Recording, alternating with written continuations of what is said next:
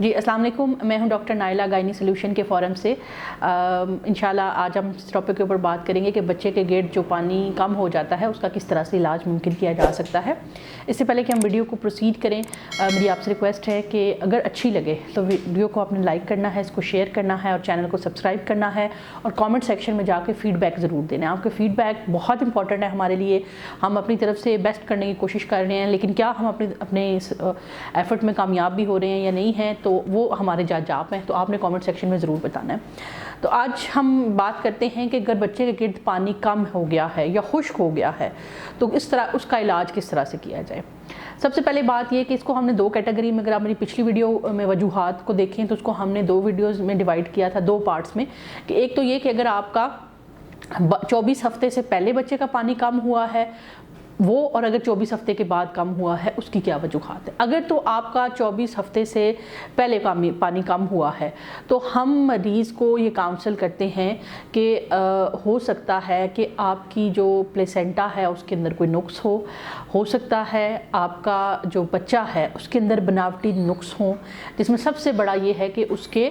गुर्दे जो हैं वो मिचोर ना हुए हों या गुर्दे सही तौर पे बने ना हों, वो अपनी यूरिन प्रोडक्शन जो है वो कम कर रहे हों, और इसके साथ साथ बच्चे के अंदर और भी बहुत सारे बनावटी नुक्स हो सकते हैं। तो हम मरीज़ को कहते हैं कि आप अपना डिटेल एनॉमली स्कैन करवाएं,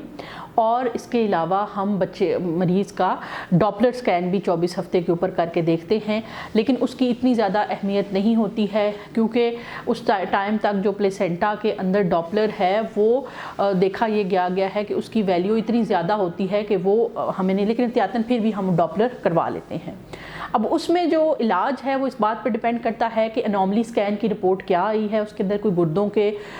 जो है वो मसाइल तो नहीं आए, मसाने के अंदर बिल्कुल ये तो नहीं है कि पेशाब बन ही नहीं रहा, या प्लेसेंटा जो है वो बहुत ज़्यादा सिकुड़ा हुआ तो नहीं है।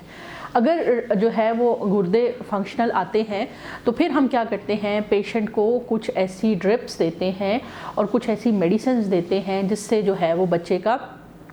ब्लड जो है, बच्चे की तरफ जो खून जा रहा है वो पतला हो जाए। कुछ ऐसे इंजेक्शन देते हैं, और इसी तरह से अमाइनोफ्यूल और पैनामन-जी टाइप के कुछ इंजेक्शन ड्रिपें होती हैं जो हम मरीज़ को एक दिन छोड़ के एक दिन लगाने का कहते हैं, और पूरा हफ्ता 10 दिन वो हम उनको वो पूरा कोर्स करवाते हैं। और उसके बाद हम अल्ट्रासाउंड रिपीट करवाते हैं, और रिपीट करवाने के बाद देखते हैं कि जो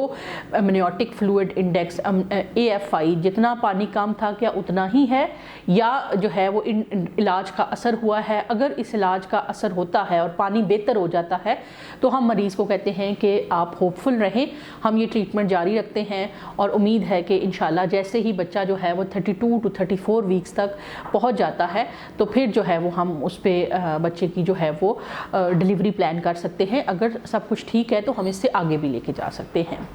लेकिन अगर बच्चे का पानी कम हुआ है 24 हफ्ते के बाद, तो फिर हम क्या करते हैं, मरीज़ का ब्लड प्रेशर देखते हैं, मरीज़ की हिस्ट्री देखते हैं कि उसको कोई SLE का मसला तो नहीं है, उसको कोई और ऑटोइम्यून डिजीज़ तो नहीं है, उसको जोड़ों के अंदर पुराना जोड़ों के अंदर दर्दों का मसला तो नहीं है, उसकी जो है डॉपलर करवा के हम देखते हैं कि डॉपलर वैल्यू ख़राब तो नहीं आई है। अगर उसकी डॉपलर वैल्यू ख़राब आई है तो हम पेशेंट का ब्लड प्रेशर कंट्रोल करते हैं। जैसे ही ब्लड प्रेशर कंट्रोल में आना शुरू हो जाता है बच्चे का पानी बेहतर हो जाता है, क्योंकि जो अवल के अंदर प्लेसेंटा के अंदर सुकड़ाव आया हुआ होता है वो बेहतर हो जाता है। और इसके अलावा हम मरीज़ को पैनामन-जी और लॉपरिन और बहुत सारे जो इंजेक्शन और ड्रिप्स वगैरह देते हैं, ओरल हाइड्रेशन को रिपीट करवाते हैं। बाद देखा गया है कि मरीज़ जो हैं वो बहुत ज़्यादा पेन किलर NSAIDs ले रहे होते हैं, वो भी बच्चे के पानी को कम कर देती है, और बाद मरीज़ जो होते हैं उनकी अपनी हाइड्रेशन ही पूरी नहीं होती है। तो उस तरह से हम क्या करते हैं, अगर तो मरीज़ का ब्लड प्रेशर भी नहीं है, कोई और चीज़ भी नहीं है, तो वो हाइड्रेशन और पैनामन-जी की ड्रिपों के साथ ही लाइकर वॉल्यूम जो है वो बेहतर होना शुरू हो जाता है। और अगर इसी तरह से हम मरीज़ का ब्लड प्रेशर भी कंट्रोल करते हैं, और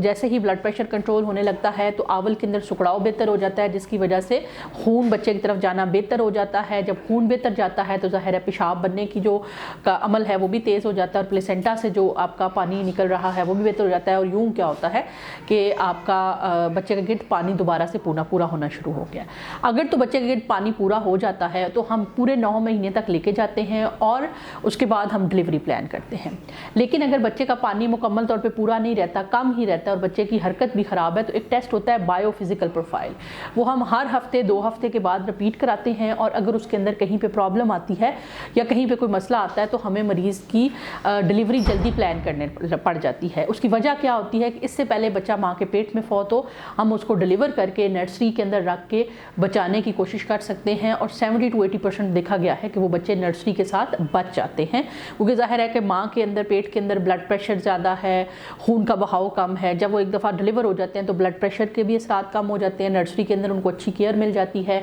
उनको ड्रिप्स फ्लूइड लगने लग जाते हैं और बहुत ज़्यादा सपोर्ट दी जा रही होती है तो वो बच्चे सर्वाइव कर जाते हैं। इन बच्चों को अगर माँ के पेट के साथ अंदर छोड़ दिया जाए तो देखा यह गया है कि 2-4 हफ्तों के अंदर अंदर इनकी पेट के अंदर ही डेथ हो जाती है। तो लिहाजा अगर आपके बच्चे के गिरद पानी कम है तो आप उसको सीरियस लें। वो बच्चे का गिरद जो पानी का पूरा होना होता है वो उसकी वेल बीइंग की निशानी होती है। और अगर आपके बच्चे का पानी कम आया है एक अल्ट्रासाउंड के ऊपर तो आप उसमें तकरीबन 7 to 10 डेज़ के बाद अल्ट्रासाउंड रिपीट करा के देखते रहें कि जो ट्रीटमेंट आप ले रहे हैं उसका असर हो रहा है या नहीं हो रहा, या पानी मज़ीद कम होने की तरफ जा रहा है। अब आजकल की जो नर्सरीज़ हैं इनमें 28 to 30 वीक्स जैसे जिस सेटअप में हम काम करते हैं वहाँ पर नर्सरीज़ बहुत अच्छी हैं, इवन 28 वीकर 30 वीकर्स बच्चे भी बच जाते हैं। लेकिन हमारी कोशिश ये होती है कि हम इसको मैक्सिमम प्रोलॉन्ग करें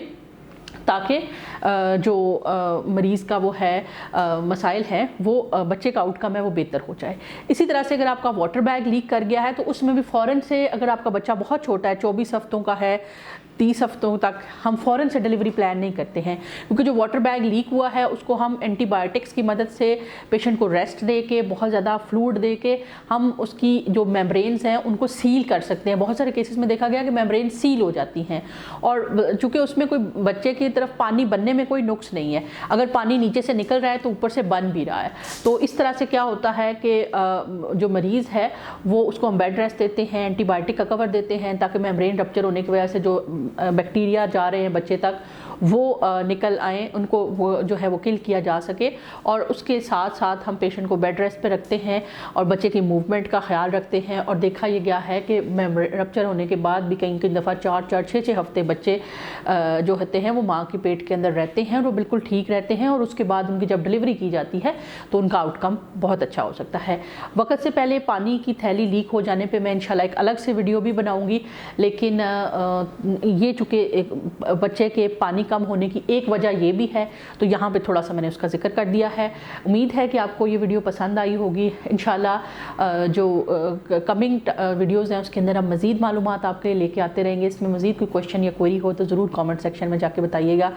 तो इंशाल्लाह मुझे इजाज़त दीजिए, जब तक कि मैं बनाऊँ आपके लिए नेक्स्ट वीडियो। आप मुझे इजाज़त दें। अल्लाह।